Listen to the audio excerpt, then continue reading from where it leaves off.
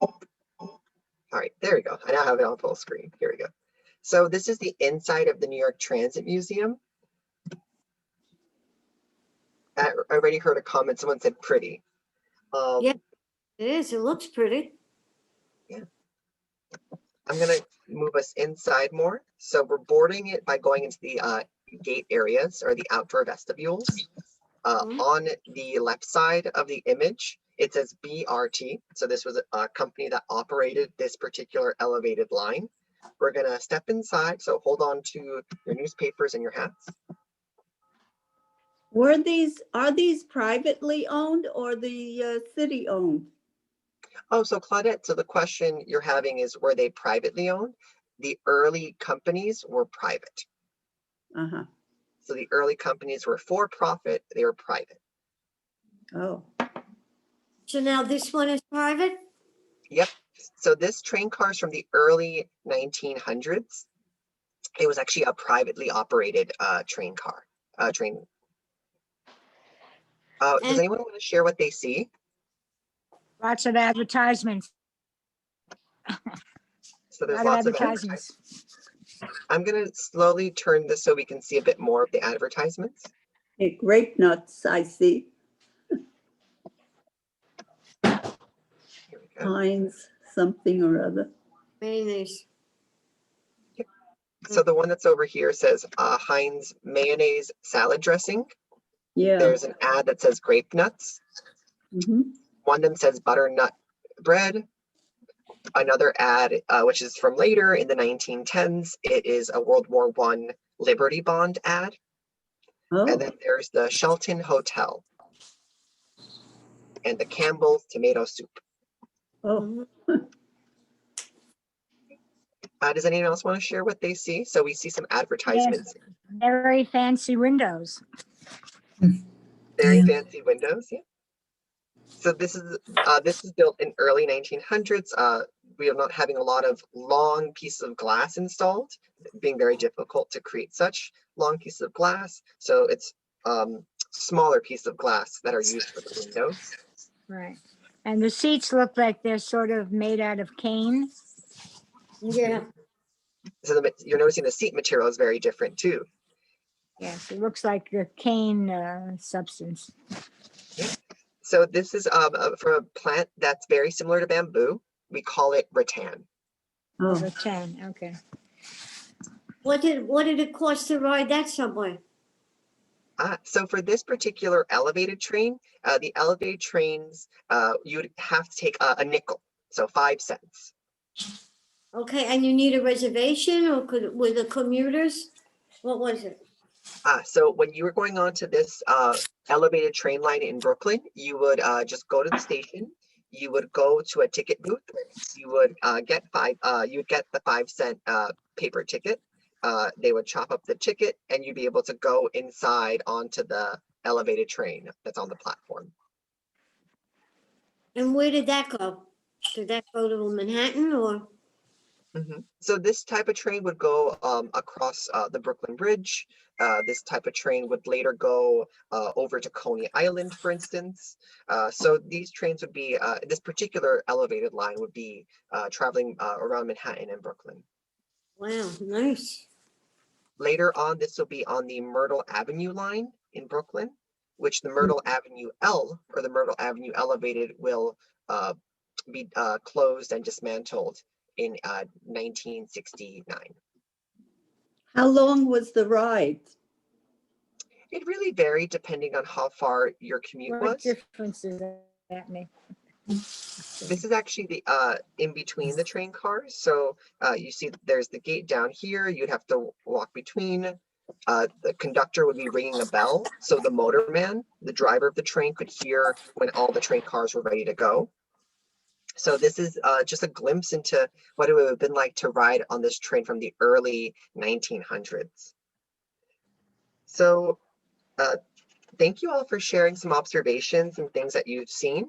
These elevated trains did bring many improvements to New York City to become the 5 boroughs, but they weren't a permanent solution to our transportation challenges.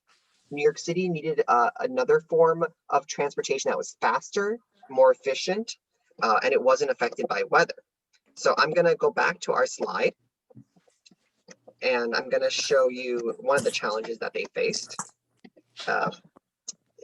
The elevated trains in the late 1880s were all affected by a very bad snowstorm in New York. It was across the Northeast. It was called the Blizzard of 1888. 88, yes. This is an event that's often noted as really showing the need for more efficient transportation. And that more efficient transportation would be underground subway trains. Oh. So this particular blizzard, it snowed so much that there's ice that formed on the tracks of the elevated railroads. Horses couldn't move on the streets because they were so cold, and people couldn't get anywhere. So business stopped, school stopped, work stopped. So city planners came together and were saying the efficient new form of transportation that we need would be a subway. So while New York City wasn't the first city in the world with the subway system, we were still one of the early pioneers of underground subway travel. And this is a map showing the very first subway route on top of the existing subway map. So it's a skinny map of Manhattan. On the very bottom, it shows City Hall, and then it goes up what would be the today the 6th line or the Lexington Avenue line, across 42nd Street, the 42nd Street shuttle, the S, and then it would go all the way up to what today is the one. So it'd go all the way up to 145th Street. So the very first subway company was the IRT.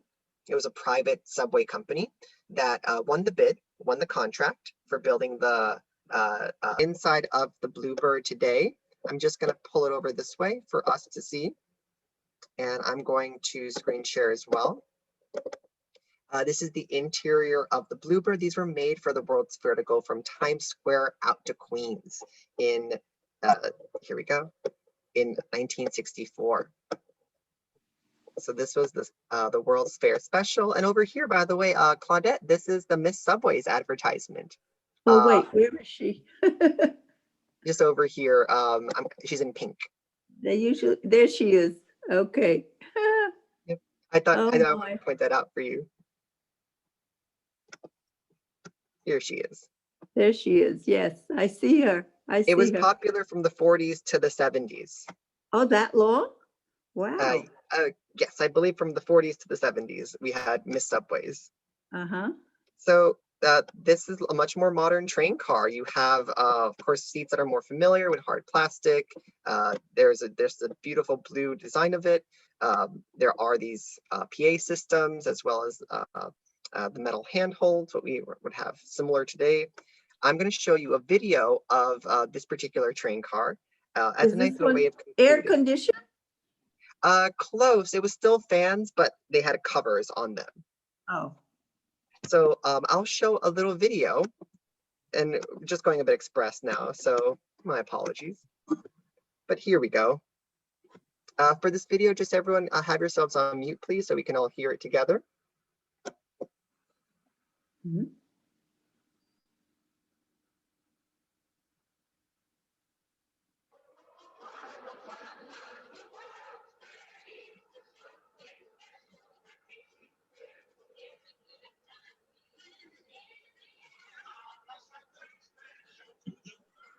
But unfortunately, the sound's not coming through.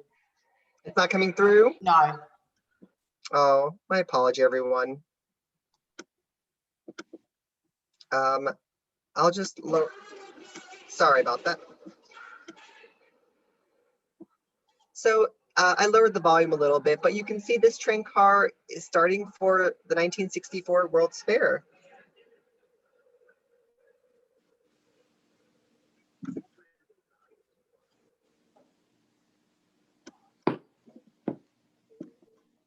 So my apology about the audio difficulties there.